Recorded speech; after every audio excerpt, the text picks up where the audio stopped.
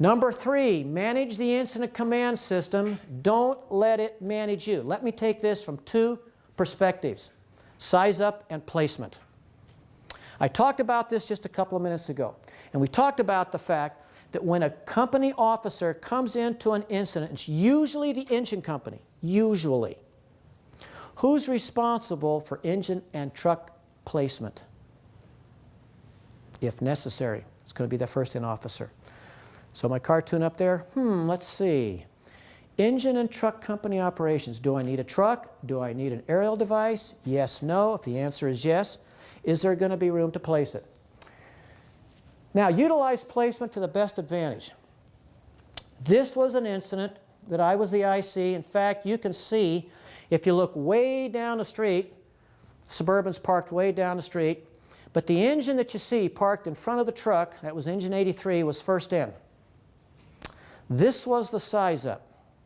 And I want you to notice, here's the first engine, second engine, third engine, truck was fourth in.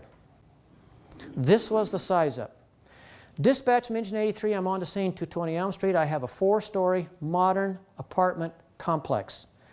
I have fire and smoke showing from a unit on the 4th floor, which is what they had. And he said, engine 83 is going to be attack and command, and I want my first-in truck to spot to the roof in the middle of the building. What did he tell everybody else coming in behind him? If you don't have an aerial device on your truck, you don't belong where? In the front of the building. And take a look at the left side of the screen. You will notice there's your second and your third in engine. Where did they park? Away from the front of the building. In fact, engine 83 was first in. He also parked away from the front of the building.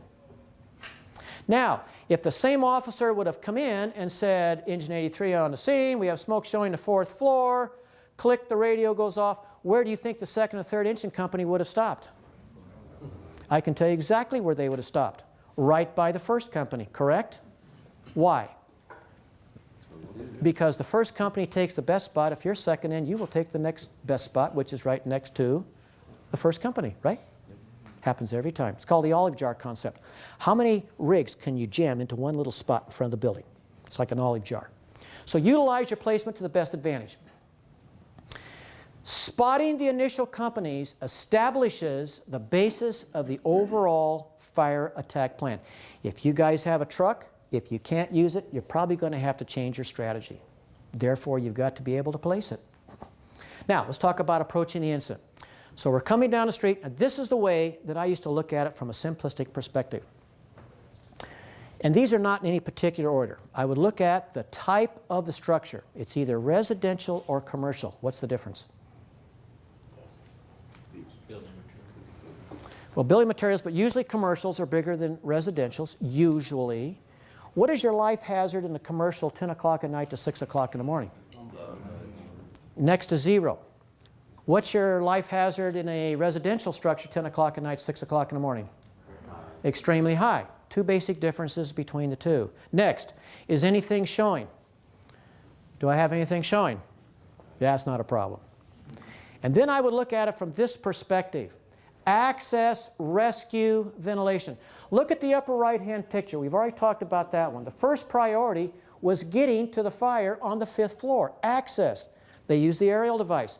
Hey, let's go up to the 4th floor. You can see there's already a company officer standing there. Let's hook up the standpipe and let's work up to the 5th floor. Single-family dwelling. I pull up in front of a single-family dwelling. It's locked up, 2 o'clock in the morning. What's my first priority in most cases?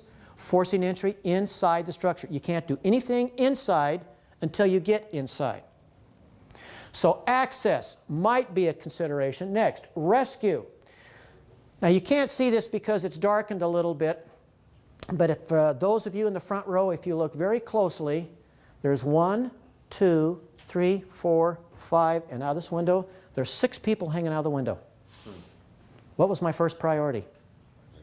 Rescue. Single-family dwelling. You pull up in front, and there's a couple on the lawn, and they tell you Grandma is still inside. What's your first priority?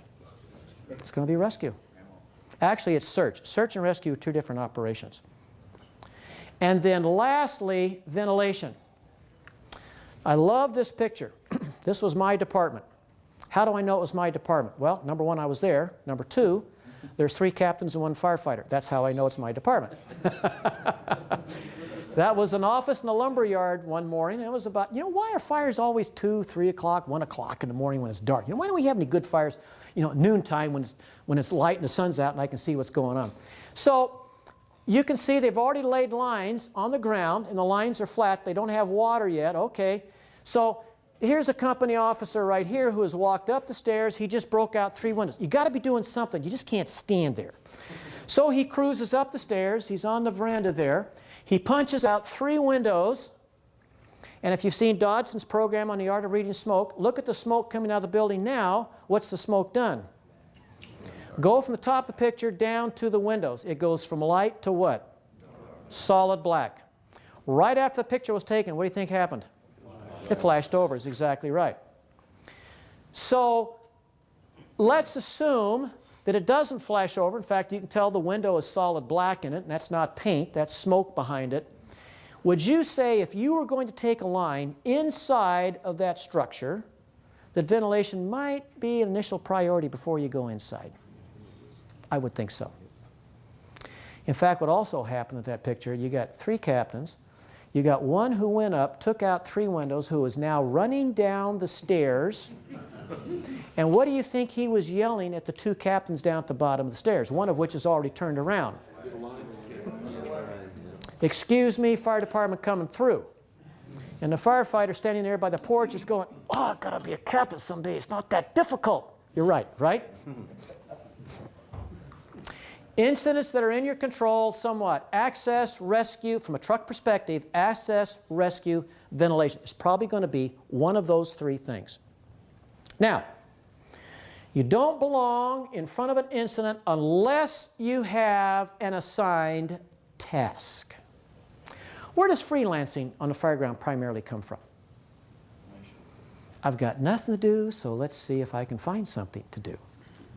And to eliminate, or at least a lot of that, if you don't have an assigned task, you don't belong in front of an incident. So, let's look at this picture as a classic example. Let's say we have a modern 4-story apartment. Engine 29 was first in. Let's say we had a staffing of 3. So nothing's showing. So the driver's probably going to sit there. The officer and the firefighter are probably going to go up. And let's say I have a reported structure fire apartment 411. That's 4th floor. And so those 2 people are going to go up to the 4th floor and check it out and see what they've got. Now if you look way down the street, you'll see there's a second engine parked down there. We don't really know what we have yet. So they stop at the closest intersection. They're also parked on what? Hydrant, source of water. You say, okay, John, what's that dump truck doing in front then? It's a multi-story building. If they do find something, or if they do have a problem on the 4th floor, is there a high chance they're going to use an aerial device? That's why the truck's in front. If it wasn't a multi-story structure, a single-family dwelling, single-story, where should the truck be parked? Down the street. Let the first-in company come in, investigate it. What do you have? Oh, we find something. Okay, now I want you to come in and I want you to do this. If most fire departments would follow that basic rule, a lot of free ground fire lancing would disappear and you would open up the front of the building in a lot of cases. Now, there's an easy way around this. Let's say that you do have a structure fire. The first-in officer gets there, oh, and it just forgets. Yeah, we've got this fire and I've got 2 exposures and yeah, and we're going to take a line inside, click, the radio goes off, and you're the second company coming in.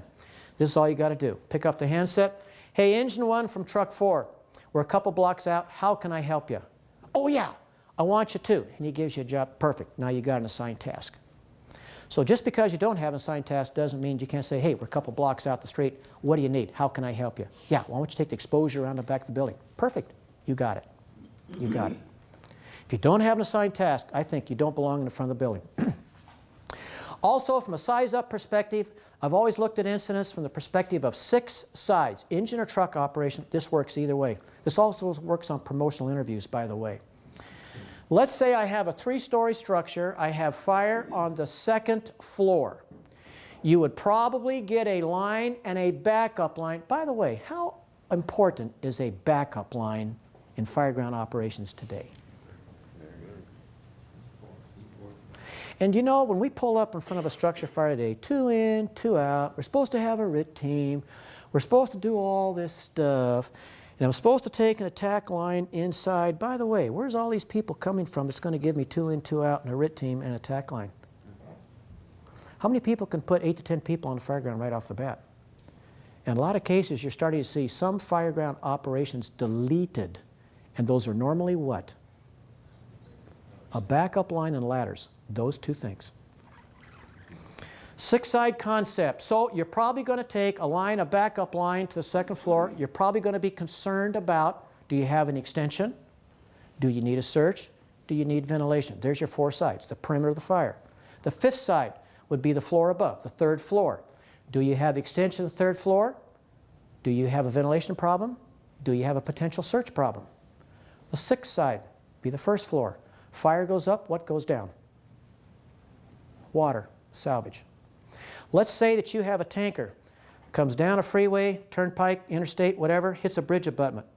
And you've got this big fire on your interstate. The 4 sides, you would probably want to get lines around the fire to keep it as small as possible, exposure. You've got heavy black smoke. Now let's say the tanker was carrying chlorine. Would you be interested in where the smoke is going? I think so. There's your 5th side. Where's your 6th side? Where is the flammable liquid going to storm drains in the free? It works on every incident you can go to. 6 sides of an incident. Let's talk about first on scene placement just quickly. If an engine company is first on the scene. Now, would you say this is a good definition of well involved? Oh, yeah. One of my favorite types of fires. From an engine perspective, water supply, yeah, got a hydrant, okay, perfect. For departments that don't have water supply, you got to bring it with you, okay. Openings, you got lots of openings in the front of the building. Now, if you look at a building and you think that collapse might be a potential. Now, take today's modern single family. This was an older one. This one was probably built in the 40s. But let's say that's a lightweight version today. Would you say collapse is a potential? Yes. Where do you park your apparatus? In the collapse zone or out of the collapse zone? Okay, where is out of the collapse zone? On the corner of the building. If a building is going to collapse, here's your sides, front, back. The building will collapse this way or it will collapse that way. It will not collapse in the corner or the corner out. It's almost physically impossible. So if you think the collapse is a potential, you park in the corner of the building. Line and nozzle, okay, most people probably take 1 3/4 inch. Some people might take a 2 1/2. Some departments would be in an offensive operation. Some departments would be in a defensive operation. They might not have a lot of people. But lastly, truck operations. Does a truck need to spot directly in front of this building? No, it's a single story, single family. Simple. Next, let's say a truck company is first on scene. Ask yourself this question: is the aerial device needed or not needed? If it's needed, who gets the address of the building? Park anywhere you want. And listen to the engine company snivel when they get there. If the aerial device is not needed, get out of the way and let what company take the address of the building? Engine company. And probably one of the most challenging apparatus in the country is this one right here. A Quint apparatus is what 2 types of apparatus on a single chassis? An engine and a truck, and they're normally staffed with how many people? 3. Which means you're probably only going to do how many operations at one time? 1, which in most cases is fire tack. What happened to the truck stuff? Doesn't get done. So let me suggest a way, before we take a break here, let me suggest a way that I can use this as a truck and an engine. This rig comes down the street and they have a staffing of 3. Let's say I have a single story, single family, although you'll notice that the attic or the roof is very high. But let's just say it's a single story. For discussion, let's assume that I have 1 bedroom on fire and the fire has gotten into the attic. So let's say I'm thinking, okay, what I need here, because fire's in the attic, I'm going to need somebody on the roof for discussion purposes. I need somebody on the roof to open up the roof for me, to vent this vertically. Because you have an aerial device, what's the easiest way to do that? Off your aerial device.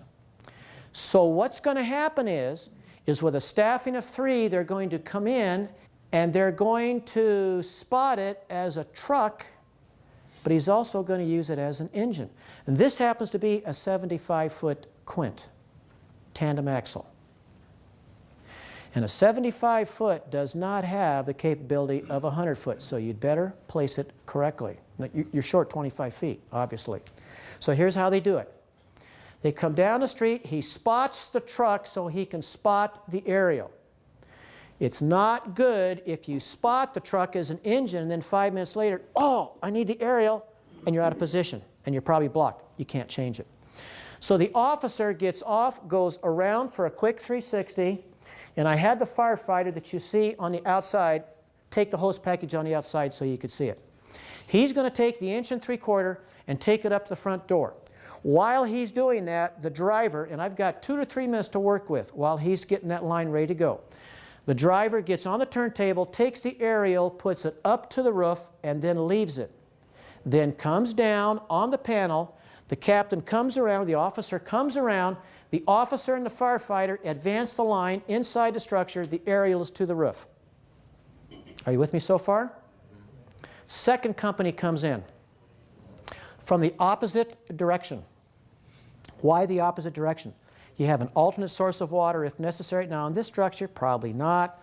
You also have opened up the street, which I'll show you in just a minute. You'll also notice at the back of 05, 3405, the second rig, there's a car parked in the driveway. Let's assume that the first rig gets inside, they're going back to the bedroom, and they notice that a search is probably going to be necessary. So that officer radios 3405, the second engine, and says, hey, I need a backup line and a quick primary search. You got it. In comes the third rig. We still need roof ventilation. Who's going to take care of that? The third rig and the aerial is already in position. All they got to do is take their equipment, go up the aerial, cut the hole, and they're done. It's that simple. If they wouldn't have done that, if they still need to go up and ventilate that roof, they're going to have to ground ladder it, roof ladder it.